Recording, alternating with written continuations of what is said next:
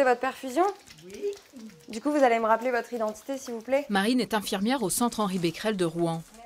À chacune de ses visites, elle vérifie l'identité de ses patients, une vérification primordiale pour éviter les erreurs.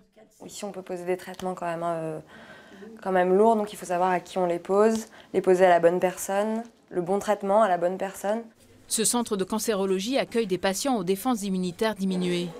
La sécurité des soins apportés aux malades a donc son importance.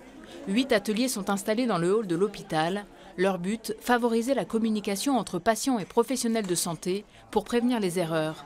Des patients pas toujours bien renseignés. Déjà savoir sa pathologie, avoir un suivi médical, tracer l'information en interaction, médecin, patient et tout ça.